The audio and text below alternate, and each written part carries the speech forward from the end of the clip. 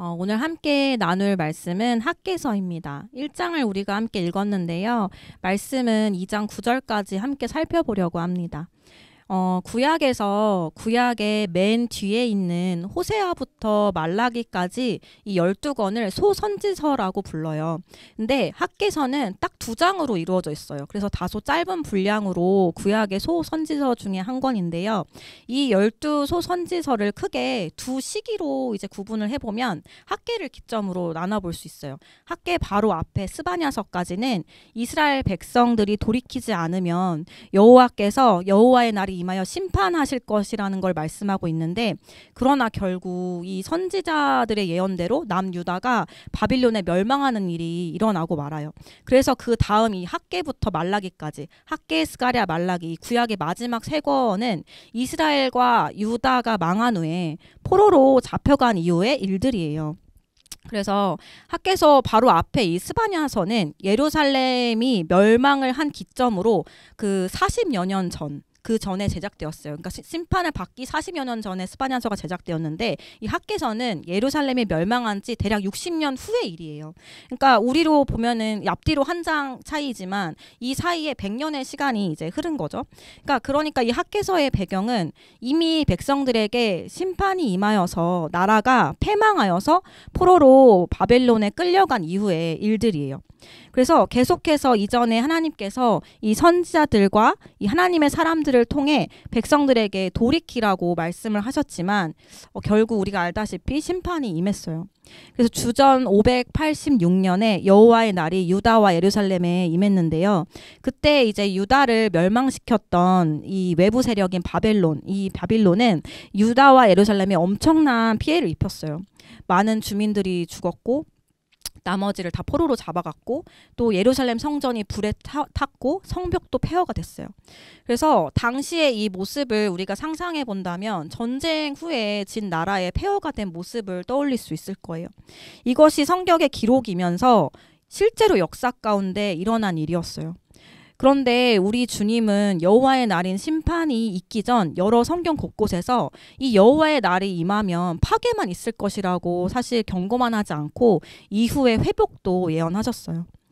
그러나 당시 이 바벨론의 손에 패망한 유다 백성들은 포로가 되었잖아요. 그리고 바빌론에 가서 이제 끌려갔는데, 그들의 그때의 마음은 대부분은 다시 조국으로 돌아갈 수 없을 것이다라고 그런 상실감으로 이제 지낸 거죠. 그러다가 그러나 이 하나님의 이 회복을 예언하셨던 것처럼 이들을 다시 회복시키실 은혜를 하나님은 베푸셨어요.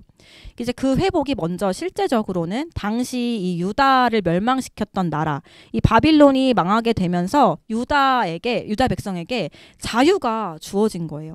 그래서 하나님은 또 다른 나라인 페르시아를 통해서 이 바빌론을 주전 539년에 정복하게 하셨어요. 그래서 그 당시에 페르시아의 왕이 고레스였는데, 고레스를 통해서 하나님의 백성에게 은총을 이제 베풀어 주신 거죠. 이게 이제 고레스 칙령이라고 들어보신 분들도 있을 거예요. 근데 이 페르시아의 왕 고레스는 바빌론에게 강제로 이제 끌려와서 살던 모든 민족에게 종교의 자유를 선포했어요. 그리고 주전 538년에 고레스는 바빌론에 잡혀있던 유다 사람에게, 그리고 다른 모든 사람에게 그 고향인 예루살렘으로 돌아가서 무너진 성전을 재건하도록 했어요. 근데 이것이 그 유명한 고레스의 칙령이에요. 근데 이 칙령에 근거하여서 상당수의 유대인들이 차례로 1차, 2차 이렇게 차례로 그 예루살렘으로 귀향하였어요. 네, 그들은 당시 지도자였던 그 스룹바벨과 세스바살의 지휘 아래에서 이제 모국 땅으로 돌아오면서 이제 부푼 꿈이 이제 다시 생긴 거예요. 우리가 다시 이 나라를, 성전을 정말 다시 그 부강한 나라를 꿈꾸면서 유토피아를 꿈꾸면서 막 돌아왔어요. 스룹바벨은 이 유다 총독으로 임명된 자였는데, 그는 바로 다윗의 후손이었어요. 그렇게 이 귀향민들 중에 상당수가 머지않아 하나님께서 그를 통해 다윗 왕조를 회복시키실 거야, 그 정말 다시 일으키실 거야 하고 막 기대했던 거예요. 그래서 처음에 이 1차 귀환 때 돌아온 이 유다 사람들이 이 폐허가 된 성전 재건 공사를 시작을 했어요. 하지만 이 공사는 시작하자마자 사마리아인의 방해 공작들과 또 이제 폐허가 된 그 도시에 다시 돌아왔기 때문에 정말 형편없는 도시에 지금 다시 세워야 되잖아요. 그러니까 내 외부적인 여러 가지 문제로 복합적으로 막 작용해서 그들이 성전 재건을 멈추고 말아요. 이 백성이 꿈꾸었던 꿈은 이런 과정을 통해서 사그러들고 말았어요. 그들이 이제 고향 땅에 돌아와서 마주한 것은 유토피아라는 그 꿈을 갖고 왔지만 그 냉혹한 현실만이 딱 마주하게 된 거예요. 돌아와서. 그래서 포로에서 해방되었다는 기쁨도 잠시, 유토피아에 대한 꿈은 순식간에 사라졌고 귀향민들은 생존 자체가 위협받는 상황에 처했어요. 이 바빌론 생활이 포로 생활이긴 했지만 돌아와서 보니까 이 폐허가 된 도시의 이 귀향민의 삶보다는 거기가 더 낫던 거예요. 안락과 편안함이 그래도 포로였지만 지금보다는 낫던 거예요.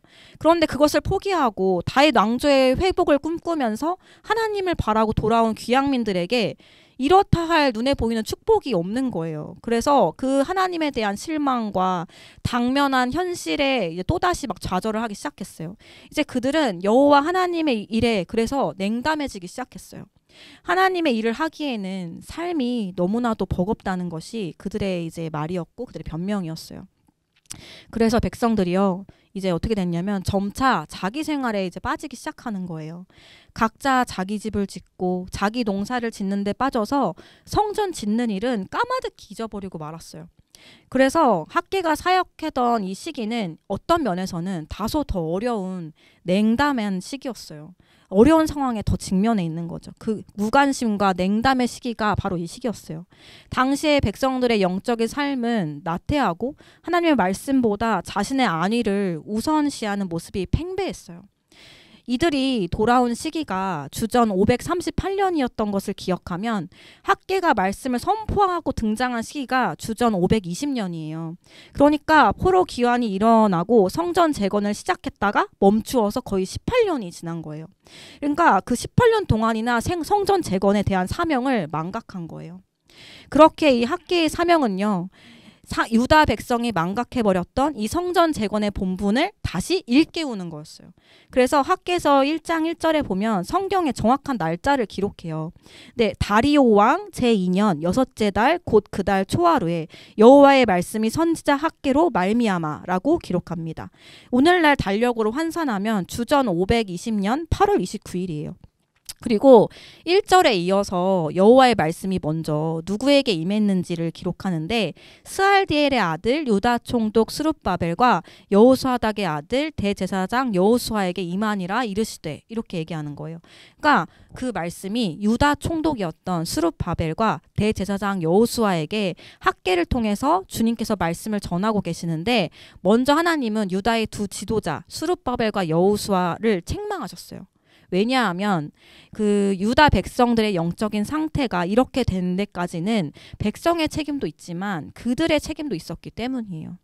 민감하게 영적 상태를 살피고 바른 방향으로 인도해야 할 책임이 있는 자들이었기 때문이에요. 그리고 나서 주님께서 이제 이어서 말씀하세요. 그게 이제 1장 2절에서 4절까지 이야기인데 주님께서 어떤 말씀을 하셨는지 함께 읽어보면 좋을 것 같아요. 1장 2절에서 4절을 함께 읽겠습니다. 시작. 만군의 여호와가 이같이 말하여 이르노라.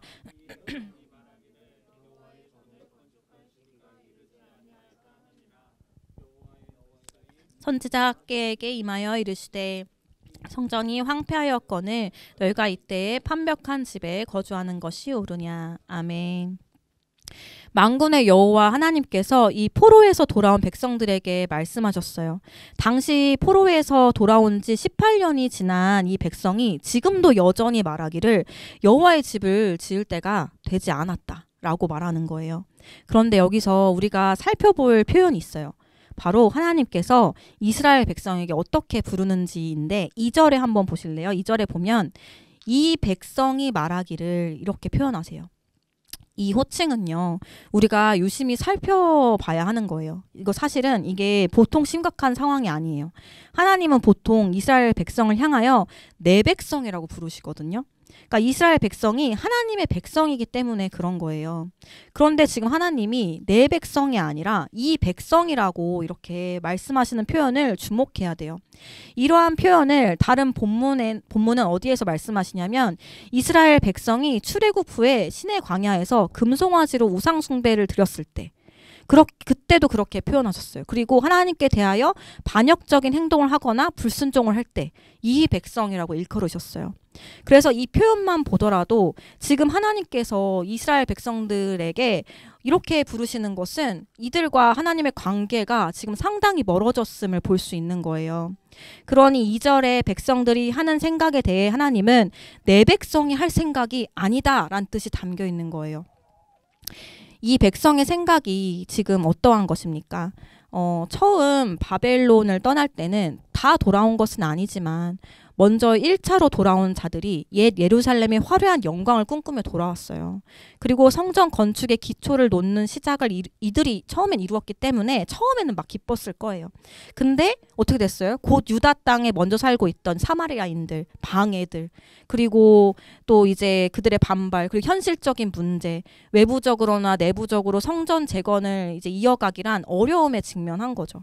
그래서 이 백성이 생각했던 거예요. 성전 재건 자체를 거부하는 건 아니지만 아직은 성전을 짓고 예루살렘 성을 재건할 때가 아니다. 우리가 준비가 안 되었다. 우리도 살기 어려운데 일단 우리부터 살고 보자. 라는 생각이 백성의 생각이었어요. 그래서 저마다 자기 집을 짓고 자기 농사를 하고 자기 자녀를 키우는 일에 몰두하게 되었어요. 그리고 거의 16년 이상 재건은 멈춰 있었어요. 그러나 이 하나님은 이들의 상황이 아무리 힘들어도 성전부터 재건하시기를 바랬어요. 왜냐하면 그들이 바벨론에서 귀환한 가장 중요한 목적은 하나님이 택하신 민족으로서 정체성을 지키고 거룩한 공동체로 살아가는 것이었기 때문이에요. 그래서 이 포로 귀환 사건은 역사적인 사건이지만 그것을 넘어서 신앙적이고 또 언약적인 의미를 지닌 하나님 뜻 안에서 이루어진 사건이었어요. 그리고 이를 위해서 가장 먼저 해결해야 될 일이 바로 성전을 재건하는 일이었어요. 그런데 한번 생각해 보면 그들이 이렇게 오랫동안 성전을 방치한 것이 우리가 생각하기에 그럴 만한 상황 아닌가? 라고 우리도 생각할 수 있을 것 같아요. 왜냐하면 외부적으로 사마리아인들이 방해 공작도 있고 또 이들도 내부적으로는 먹고 살기 막 바쁘잖아요. 그러니까 막 그렇게 막 부하게 살던 또 그때도 아니었잖아요. 그런데 이런 상황적으로 봤을 때는 그럴 수 있지 않나라는 생각이 들 수 있을 것 같아요. 그런데 하나님은 왜 이들을 내 백성이라고 부르지 않고 이 백성이라고 부르면서 심하게 책망하시는 이유가 뭘까요? 바로 그들의 중심을 보셨기 때문이에요. 그들은 외부의 방해와 내부적인 자기 생활에 빠져 그것을 핑계 삼으면서 오직 자기 입장과 형편, 현실만을 내세우며 성전 공사를 중단한 채로 지냈으며 성전을 재건해야겠다는 것도 차일피일 미루면서 하나님의 뜻이 아닌 자기 생활로 달려가 버렸기 때문이에요. 4절에서도 말씀하시죠. 이 성전이 황폐하였거늘 너희가 이때에 판벽한 집에 거주하는 것이 옳으냐. 이 말을 우리말 성경으로 보면 이렇게 나와 있어요. 성전은 무너진 채로 남아있는데 너희만 꾸며진 집에 살고 있을 때냐 라고 말씀하시는 거예요. 이 판벽한 집은요, 화려한이라는 뜻도 있는데, 그런데 당시 상황을 보면 우리가 생각했던 그 화려함까지는 아닐 거예요. 근데 벽을 나무 판자로 완벽하게 막아서 세운 집, 가건물이 아닌 완성된 집이라는 뜻으로 보면 좋을 것 같아요. 그러니까 가장 중요한 성전이 미완성인 채로 남아있는데 너희만 완성된 집에서 집을 꾸며놓고 편하게 살려고 하느냐라는 말씀인 거예요. 하나님께서 백성들에게 요구하시는 것은 무엇일까요? 성전을 삶의 가장 앞자리에 두라는 거예요. 하나님의 백성에게는 우선순위가 있다는 것입니다. 많은 사람들은 자기들이 주인 되어서 살아가기에 자신을 위한 삶을 가장 우선순위에 둬요. 그러나 그리스도인들에게는 우선순위가 다르다는 거예요. 우리의 주인이 자신에서 하나님으로 바뀐 사람들이 그리스도인들이에요. 그런데 이 백성들은 하나님의 백성이 아닌 것처럼 잘못된 우선순위를 가지고 살아가고 있는 모습인 거예요. 그런데 우리도 한번 생각해 보면 좋을 것 같아요. 외부의 어떤 문제 때문에, 가정을 돌봐야 하기 때문에, 남들과 비교하며 좀 더 갖추기 위해서, 좀 더 안정적인 삶을 위해서 등 여러 이유 때문에 하나님의 일을 우선순위에 두지 않고 타협하고 변명하고 있는 부분은 없는지 우리도 우리를 살펴야 될 것 같아요. 그래서 어떻게 보면 포로에서 돌아와서 살고 있는 그 당시 백성들보다 우리의 오늘날 삶이 더 안락하고 편안하고 더 나은 환경임에는 틀림없어요. 그런데도 우리가 혹 우리의 삶의 어려움을 이유로 주님 앞에 변명을 하고 자기 합리화를 하고 있지는 않은지 우리를 돌아봐야 되는 거예요. 우리가 계속해서 자기 합리화를 하고 있는 모습이 있다면 주님은 학개 선지자를 통해서 하나님의 말씀이 임하여 우리를 책망하셨던 것처럼 오늘날 교회들에게도 우리에게도 말씀하고 계신다는 사실을 잊지 말아야 돼요. 이 학개서 설교를 이제 막 준비하면서 설교 제목을 뭘로 할까 막 고민이 되는 거예요. 뭘로 하지? 계속 이렇게 고민하다가 여러 제목을 붙일 수 있겠지만 이번에 설교를 준비하면서는 만군의 여호와의 말이니라 이렇게 제목을 붙여야겠다 생각을 했어요. 학개가 이 2장의 짧은 분량이라고 했잖아요. 근데 이 안에 만군의 여호와의 말이니라 이 말이 거의 14번 정도가 반복돼요. 그래서 성경 모든 구절이 하나님의 말씀이지만 학개서에 이렇게 많이 반복해서 강조하고 있는 것은 또 의미가 있다는 생각이 들어요. 그것은 이 말씀이 사람의 말이 아니라 만군의 여호와의 말임을 우리는 잊지 말아야 한다는 거예요. 살아있는 만군의 여호와. 만군의 여호와란 뜻은요, 온 세상 만물을 친히 창조하시고 다스리시는 권능에 찬 하나님을 일컫는 말이에요. 특히 그 누구도 견줄 수 없는 초월한 힘과 권세를 지니신 분, 공의로 세상을 다스리시며 정의로운 심판을 행하시는 분, 작정하신 모든 걸 반드시 이루시는 분임을 강조할 때 사용되는 거룩한 하나님의 호칭이에요. 그런 만군의 여호와 하나님이 하나님의 백성들에게 말씀하시는 거예요. 그런데 한번 우리가 생각해 보면요. 책망하시는 이 하나님의 말씀이요. 우리에게 무겁게 들리잖아요. 그런데 그렇기도 하지만 이건 정말 감사한 일이기도 해요. 비록 내 백성에서 지금은 이 백성으로 부르시면서 말씀하시지만 그 마음 중심에는 하나님께서 돌이켜라 하는 마음이 담겨 있기 때문이에요. 사실 하나님께서 말씀하지 않으셔도 되잖아요. 그냥 그렇게 내버려 두면 다 멸망하고 끝날 일이에요. 그런데 만군의 여호와 하나님께서 내 백성처럼 살지 않고 이 백성이라고 말씀하시는 그런 삶을 살아가고 있는 백성임에도 불구하고 우리에게 말씀하신다는 거. 그것이 당시 이스라엘 백성들에게도 오늘날 우리에게도 생명의 길이기 때문에 말씀해 주시는 것이며 포기하지 않으신 하나님의 사랑임을 우리는 잊지 말아야 돼요.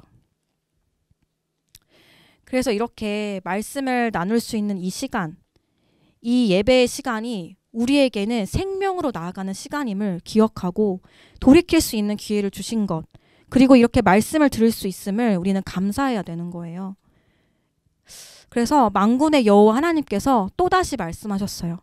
5절부터 11절까지를 한번 같이 읽어보면 좋을 것 같아요. 5절부터 11절입니다. 시작. 그러므로 이제 만군의 여호와가 이같이 말하노니 너희는 너희의 행위를 살필지니라. 너희가 많이 뿌릴지라도 수확이 적으며 먹을지라도 배부르지 못하며 마실지라도 흡족하지 못하며 입어도 따뜻하지 못하며 일꾼이 삭슬 받아도 그것을 구멍 뚫어진 전대에 넣음이 되느니라. 만군의 여호와가 말하노니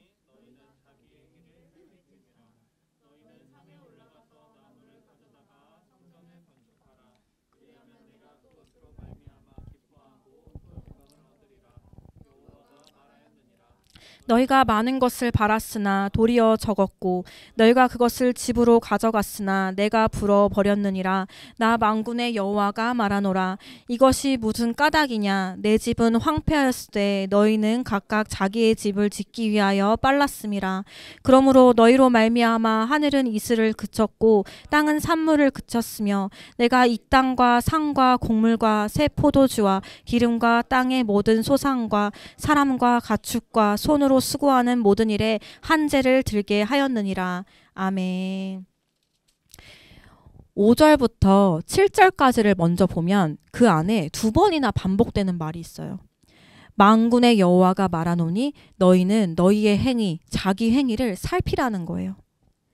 그것은 그들의 생활 방식 전체와 그것이 지향하는 바를 살피라는 거예요.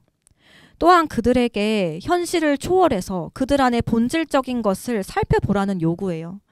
이것은 단순히 생각하는 것을 넘어서 주님의 말씀에 반응하라 라는 요구인 거죠. 그렇게 계속해서 강조해서 말씀하시는 거예요.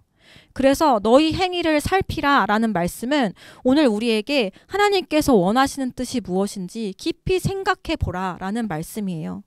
이 어려운 시대에 하나님의 백성으로서 살게 하시는 이유가 뭔지 잘 생각해 보고 그 후에 열심을 내든지 아니면 말든지 하라는 말씀인 거예요. 이름은 하나님의 백성인데 내 백성이 아닌 이 백성으로 살지 말라는 거예요. 요한계시록 3장에도 차든지 뜨겁든지 하라는 말씀이 있는 것처럼 미지근한 상태, 이도 아니고 저도 아닌 상태는 주님께서 반드시 입에서 토해버리세요. 불신자로 살든지 신자로 살든지 그 중간 없다는 거예요. 제가 요한계시록 3장 15절 19절을 한번 읽어보겠습니다. 내가 내 행위를 아노니 내가 차지도 아니하고 뜨겁지도 아니하도다. 내가 차든지 뜨겁든지 하기를 원하노라. 내가 이같이 미지근하여 뜨겁지도 아니하고 차지도 아니하니 내 입에서 너를 토하여 버리리라. 내가 말하기를 나는 부자라 부유하여 부족한 것이 없다 하나 내 공고한 것과 가련한 것과 가난한 것과 눈먼 것과 벌거벗은 것을 알지 못하는도다. 내가 너를 권하노니 내게서 불로 연단한 금을 사서 부요하게 하고 흰옷을 사서 입어 벌거벗은 수치를 보이지 않게 하고 안약을 사서 눈에 발라보게 하라. 물은 내가 사랑하는 자를 책망하여 징계하노니 그러므로 내가 열심을 내라 회개하라. 아멘. 그러나 이렇게 책망하시고 하나님께서 징계하시는 건요, 우리에게 그러한 말씀일지라도 말씀하시는 것의 본심은요, 하나님께서 사랑하시는 자들이기 때문에 그래요. 그러므로 내가 열심을 내라 회개하라. 이것이 주님의 마음인 거죠. 학개가 활동할 그 당시 백성들은 성전을 세우는 일은 그대로 내버려 둔 채 자기 삶을 우선시하여 살아갔어요. 그런데 그 결과는 어떠했는지 6절에 이렇게 이야기해요. 6절에 보면 많이 뿌렸는데도 수확이 적었대요. 먹었는데 배부르지 못한 삶이었대요. 마셨는데 흡족하지 못했대요. 입어도 따뜻하지 못했고 일을 해도 급여를 받아도 그것이 구멍 뚫어진 전대의 넣음이 되었다는 거예요. 또한 9절에 보면 백성들이 자기 삶을 우선시하여 살아가면서 많은 것을 바랐지만 도리어 적었고 그것을 집으로 다 가져갔지만 주께서 불어버리셨다고 말씀하세요. 이것은 성전이 폐허로 방치되어 있는 동안 그들이 진정한 만족을 누릴 수가 없었다는 거예요. 아무리 열심히 일해도 들인 수고에 비해서 자기 삶이 형편없었고 삶의 열매가 없었으며 만족이 없었다라는 거예요. 그들이 아무리 잘 살아보려고 몸부림을 쳐도 그들에게 가장 중요한 이 우선순위 되는 걸 방치해버리니까, 그리고 다른 것으로 달려가 버리니까 성전이 황폐했던 것처럼 그들의 삶도 황폐해져 버렸어요. 왜 이렇게 된 것입니까? 주님께서 그들이 그렇게 된 이유는 9절에 말씀하시는 바 내 집은 황폐하였을 때 너희는 각각 자기의 집을 짓기 위하여 빨랐음이라 말씀하시는 거예요. 우리말 성경으로 보면 이 표현은요, 내 집은 무너진 채로 남아있는데 너희는 각각 자기 집 일에 바쁘기 때문이다 라는 말씀하고 똑같아요. 이것은 그들이 포로에서 돌아왔으나 여전히 바빌론에 있는 것과 마찬가지로 스스로를 영적인 포로처럼 지내고 있는 거예요. 자신들이 왜 포로 생활에서 돌아왔는지에 대한 이유와 그 자체를 관가하는 삶이었어요. 하나님의 언약에 대한 신앙을 잃어버린 모습이었고 지금 하나님을 만나고자 하는 열망 자체도 다 잃어버린 모습이에요. 그래서 이런 상황의 배후에 무엇이 놓여 있는지 하나님이 학개를 통해서 호소하고 계시는 거예요. 10절에는 그들의 삶이 누구로 말미암아 그렇게 되었는지 이렇게 표현해요. 그러므로 너희로 말미암아. 이 백성의 마음의 중심과 그들의 삶의 태도로 말미암아 어떻게 되었다는 거예요? 10절과 11절에 하늘은 이슬을 그쳤고 땅은 산물을 그쳤고 하나님께서 이 땅과 산과 곡물과 새 포도주와 기름과 땅의 모든 소산과 사람과 가축과 손으로 수고하는 모든 일에 한재, 곧 가뭄을 들게 하였다는 거예요. 하나님께서 그들의 삶에 개입하신 거예요. 그들이 여호와 신앙을 잃어버리고 우선순위를 잃어버린 채 살아가며 하나님의 집을 재건해서 그분을 높이지 않았기 때문에 하나님께서 그들의 모든 수고하는 일에 가뭄을 들게 하셨다고 말씀하세요.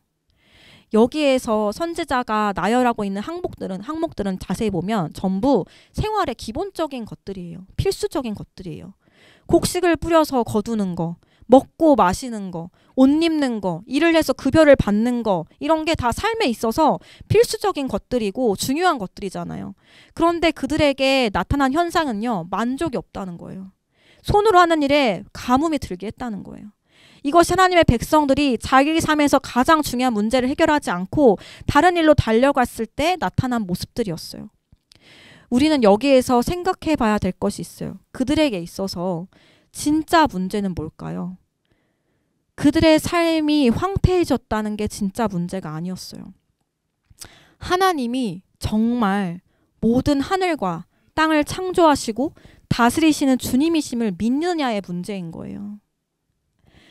그분의 섭리 가운데 있기 때문에 때로는 그분의 계획을 이루기 위해서 자기가 지으신 모든 것을 다 계속해서 지금까지도 다스리시고 이용하시는 하나님이시기 때문에 이 하나님이심을 정말 믿는가라는 것이 그들에게 더 큰 문제였어요.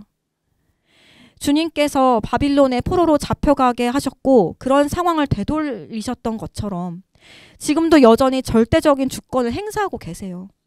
그리고 그들이 영적으로 무뎌지고 돌이키지 않을 때 선지자들을 통하여 말씀으로 책망하시기도 하고요. 모든 어려움이 심판으로 말미암아 임하는 건 아니지만 때로는 백성들의 삶의 기본적 필요조차도 그 부족하도록 하는 심판을 내리기도 하신다는 거예요. 이런 것들을 통해서 주님이 말씀하시는 거는 너희 우선순위가 잘못되었다라는 거예요. 지난 학기에 우리가 함께 로마서를 연구했어요. 그때 우리가 알게 된 바가 있었죠. 가장 큰 심판은 그냥 원하는 대로 살도록 내버려 두시는 거예요. 전혀 개입하지 않으시고 말씀하지 않으시고 멸망의 길로 달려가도록 그냥 내버려 두시는 게 가장 큰 심판이에요. 그렇게 비록 그 말씀이 책망일지라도 우리에게 말씀하신다면 말씀하시는 것이 은혜라는 거예요.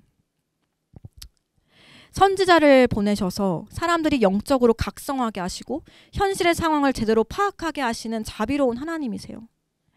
그렇다면 하나님께서 당시 백성들에게 말씀하신 이 성전 재건은 어떤 것이었을까요? 하나님께서요, 그들이 감당할 수 없는 일을 하라고 말씀하신 게 아니었어요. 사실 유다 백성들은요, 이전에 그 솔로몬의 그 엄청난 성전을 본 자들이잖아요. 성전의 영광을 봤던 자들이 있었어요. 그래서 그 영광을 회복할 거를 기대했어요. 당시에 그 솔로몬의 성전은요, 레바논, 백향목 제목과 잣나무 제목 등 고급 수입품들을 막 수입해가지고 만들었던 성전이었고, 귀한 돌을 떠다가 막 대리석, 정말 이태리 대리석처럼 그런 수입재를 떠다가 만들어진 화려한 성전이었어요. 그러나 하나님은 그런 화려하고 웅장한 성전을 다시 짓도록 요구하신 게 아니었어요. 8절에 보면 하나님께서 학계를 통해서 말씀하시는 바가 있습니다. 너희는 산에 올라가서 나무를 가져다가 성전을 건축하라. 그리하면 내가 그것으로 말미암아 기뻐하고 또 영광을 얻으리라. 여호와가 말하였느니라. 하나님은 레바논에 비싼 그 수입품들을 수입해가지고 성전을 지으라고 하신 게 아니에요. 거기다 고급진 돌을 구하라고도 돌도 구하라고 말씀도 안 하세요. 그냥 어떻게 하라고 하시냐면 누구나 쉽게 구할 수 있는 뒷산의 나무를 가져다가 성전을 건축하라고 말씀하시는 거예요. 왜냐하면 하나님은 그 당시 경제적인 어려움에 처한 백성들의 상태를 훤히 누구보다 알고 계셨어요. 그래서 그들이 감당하기 어려운 무리한 일을 요구하신 게 아니었던 거예요. 그러나 다만 집 주변의 산에 가서 평범한 나무를 구해다가 이전과 그 성전을 비교하자면 너무 소박하지만 그러나 그 성전을 지으라고 하시는 거예요. 그리고 그 정성을 통해 하나님께서 그것으로 말미암아 기뻐하시고 영광을 얻으신다고 약속하시는 거예요. 하나님의 임재를 약속하시는 거예요. 이 일은요, 그리스도의 오심을 준비하는 일에 너무 중요했어요. 하나님께서 성전을 지으라고 하시는 건요, 다윗 왕조를 회복하거나 과거와 같은 화려한 성전을 재건하라는 것이 아니라 참된 성전의 기능을 하는 성전을 지어서 메시아의 오심을 기다리라는 거였어요. 그리스도가 오실 때까지 성전은 반드시 있어야 하고 제사는 계속해서 시행돼야 되기 때문이에요. 그들의 임무는요, 앞으로 도래할 그리스도의 나라를 준비하는 거였어요. 그래서 그 성전을 통해서 성전의 실체이신 오실 메시아, 그리스도를 바라보는 것이 그들이 정말 해야 될 일이었어요. 그러면 시간을 초월하시는 그리스도께서 그들의 예배에 임재하시고 은혜를 주시며 그들의 죄를 사하시고 하나님의 나라를 완성하실 때에 함께 유업을 얻게 하실 거예요. 그래서 그들은 먼저 무엇보다 우선순위 하나님의 뜻을 따라 살아야 했어요. 마태복음에 예수님도 말씀하셨어요. 그런즉 너희는 그의 나라와 그의 의를 구하라. 그리하면 이 모든 것을 너에게 더하시리라. 이제 하나님의 말씀 앞에 백성들의 반응과 태도는 어떠했을까요? 학개 1장 12절에서 15절까지 이 백성들의 반응과 하나님의 말씀이 나오고 있는데 12절부터 15절까지를 함께 읽어보도록 하겠습니다. 12절부터 15절입니다. 시작. 스알데엘의 아들 스룹바벨과 여호수아의 아들 대제사장 여호수아와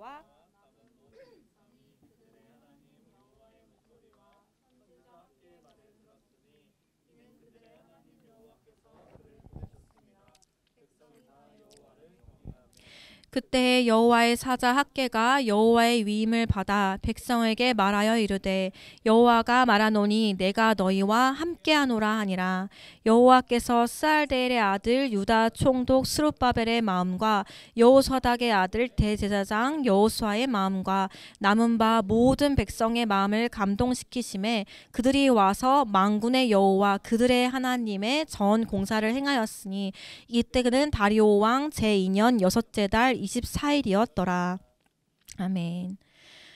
학개의 선지자를 통해서 만군의 여호와 하나님의 말씀을 들은 유다의 지도자들과 백성들은 어떤 반응을 보이고 있나요? 12절에 지도자와 백성들이 그들의 하나님 여호와의 목소리와 선지자 학개의 말을 들었다라고 합니다. 그리고 그 백성이 다 여호와를 경외하였다고 말합니다. 말을 들었다는 건요, 지도자와 백성들이 주님의 말씀에 순종하였고 주님을 두렵고 떨리는 마음으로 경외하고 있는 모습이에요.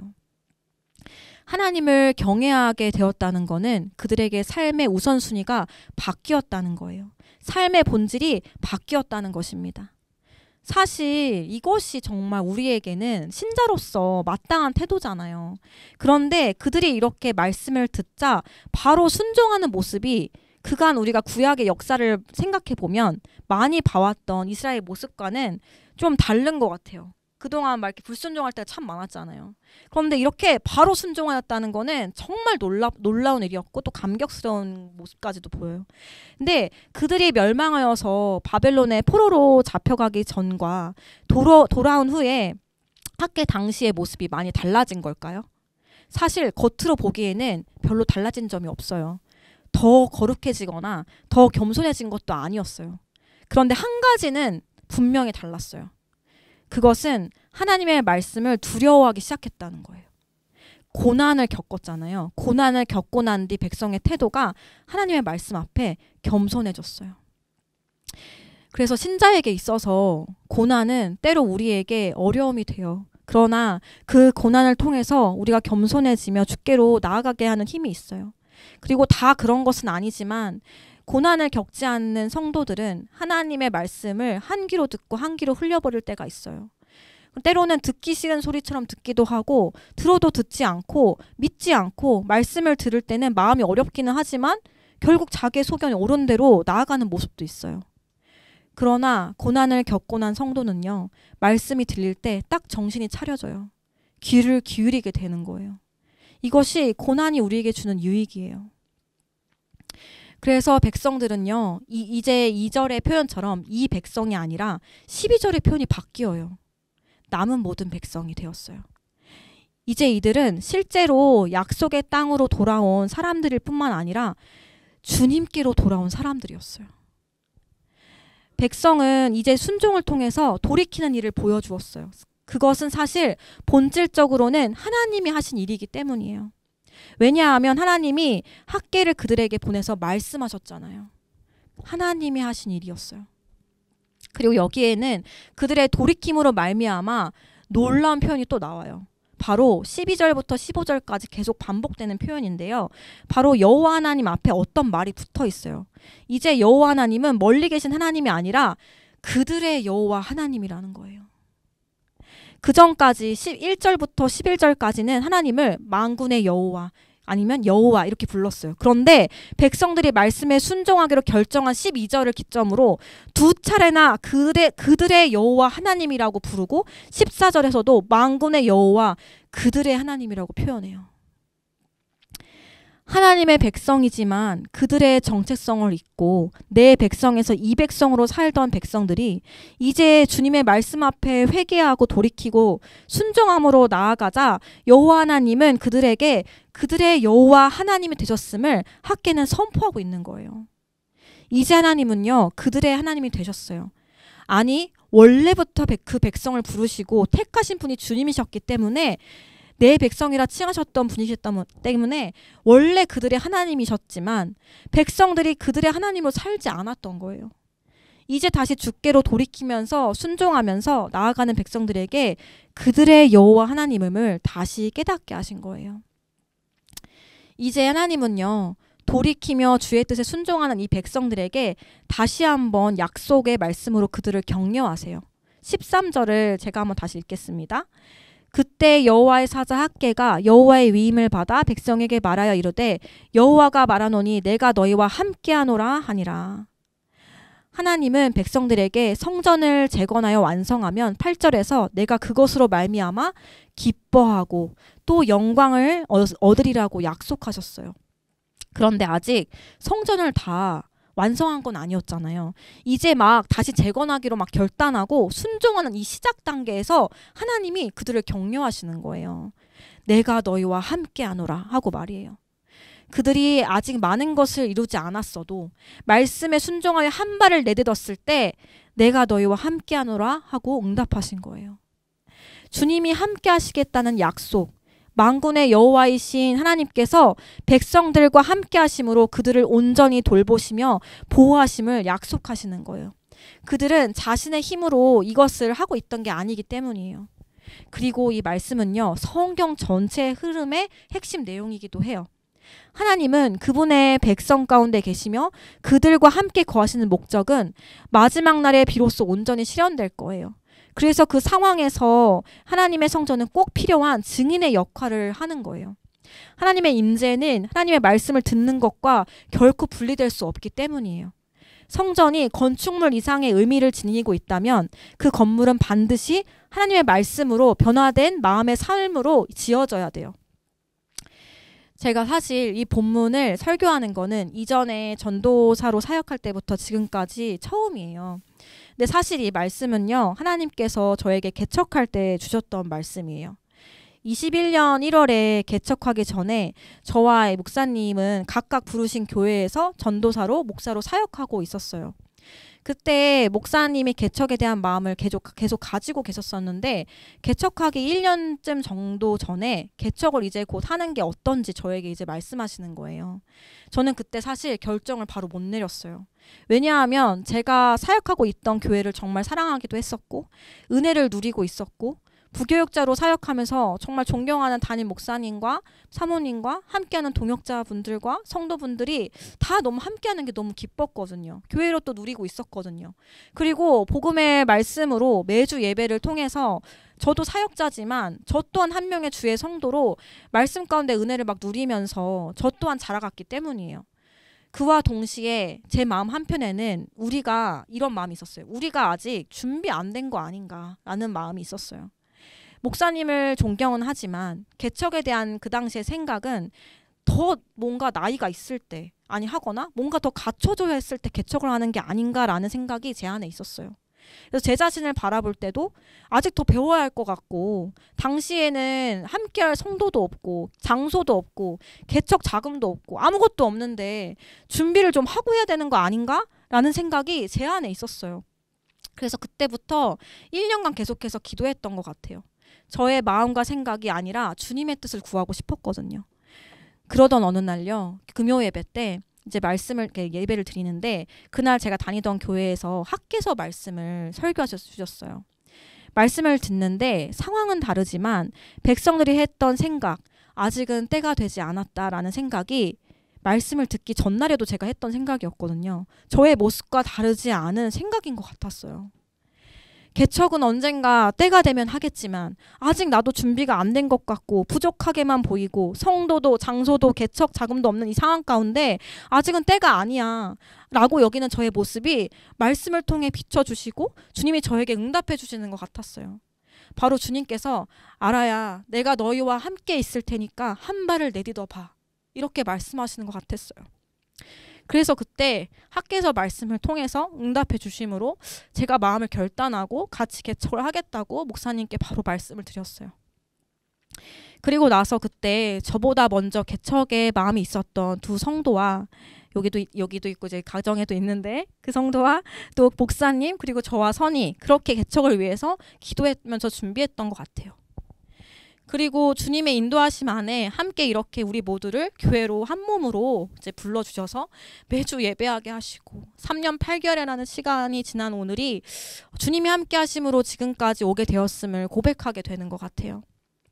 왜냐하면요, 결코 우리의 힘으로는 이렇게 말씀 앞에 설 수 없어요. 순종할 힘도 없어요. 그런데 우리가 한 몸 된 교회임을 인정하고 함께 교회로 살아가려 힘쓰는 건요, 성령께서 하시는 일인 거예요. 그래서 14절에 보면 당시 백성들도 마찬가지였어요. 14절을 한번 다시 읽어볼게요.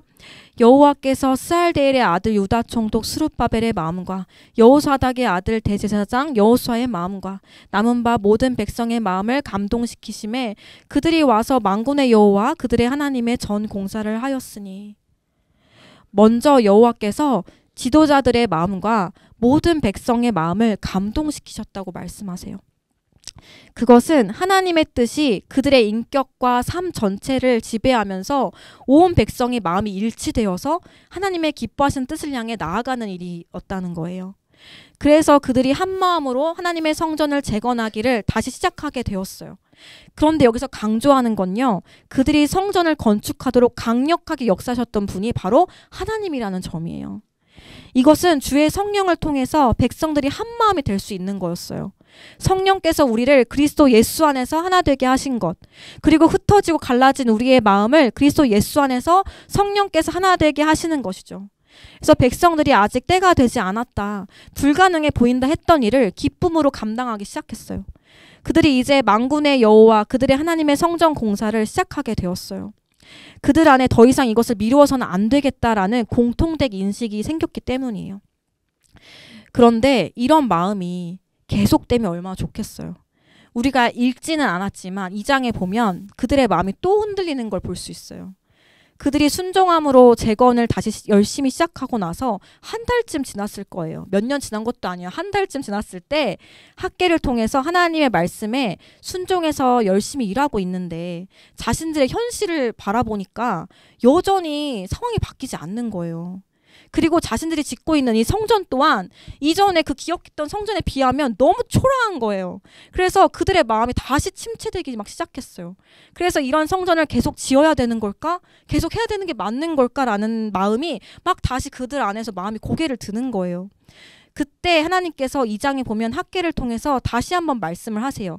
2장 3에서 5절인데요. 한번 읽어보도록 하겠습니다. 2장 3에서 5절입니다. 시작. 너희 가운데에 남아있는 자 중에서 이 성전의 이전 영광을 본 자가 누구냐? 이제 이것이 너희에게 어떻게 보이느냐? 이것이 너희 눈에 보잘것없지 아니하냐? 그러나 여호와가 이르노라. 스룹바벨아 스스로 굳세게 할지어다. 여호사닥의 아들 대제사장 여호수아야 스스로 굳세게 할지어다. 여호와의 말이니라. 이 땅 모든 백성아 스스로 굳세게 하여 일할지어다. 내가 너희와 함께하노라. 만군의 여호와의 말이니라. 너희가 애굽에서 나올 때에 내가 너희와 언약한 말과 나의 영이 계속하여 너희 가운데 머물러 있나니 너희는 두려워하지 말지어다. 아멘. 하나님은 누구보다 백성들의 마음과 생각을 잘 아셨어요. 그래서 이 성전의 이전 영광과 비교하는 백성들에게 너희의 눈에도 보잘것없어 보이지 않니? 그러나 스룹바벨아, 여호수아야, 이 땅 모든 백성아, 스스로 굳세게 일할지어다. 내가 너희와 함께하고 있다라고 말씀하시는 거예요. 눈에 보이는 게 대단한 성과가 없는 것 같아도 하나님은 백성들과 여전히 함께하고 계신다는 거예요. 또한 5절에도 언약하신 말과 나의 영이 계속하여 너희 가운데 머물고 있으니까 두려워하지 말고 나아가라. 이렇게 말씀하시는 거예요. 때로 우리도 당시 지도자들과 백성들처럼 주의 일을 이렇게 순종하면서 열심히 신앙생활을 하고 있는데도 여전히 어떤 때는 어려운 상황들 때문에 이게 맞는 건가? 라고 생각할 때가 우리에게도 있는 것 같아요. 그러나 그때에 열매가 눈에 보이지 않아도 주님은 스스로 굳세게 다시 마음을 먹고 주어진 일들을 하라고 말씀하시는 거예요.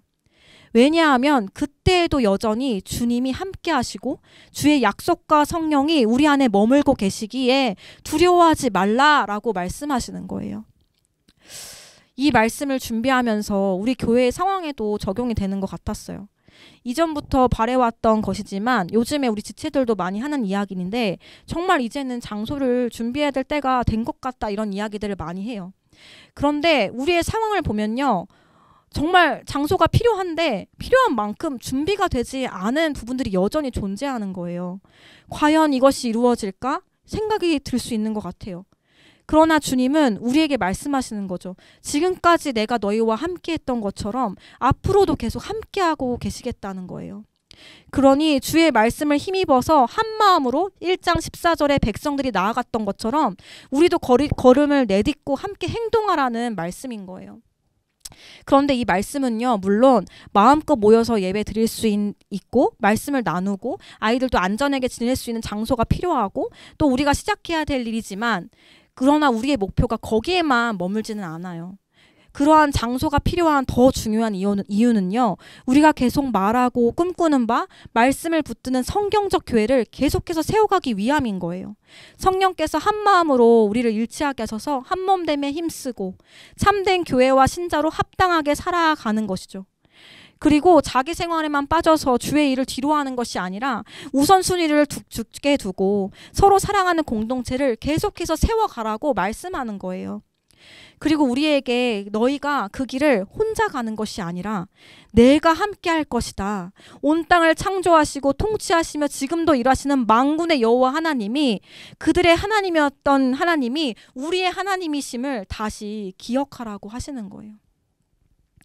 그뿐만이 아니라 하나님은 또 말씀하세요.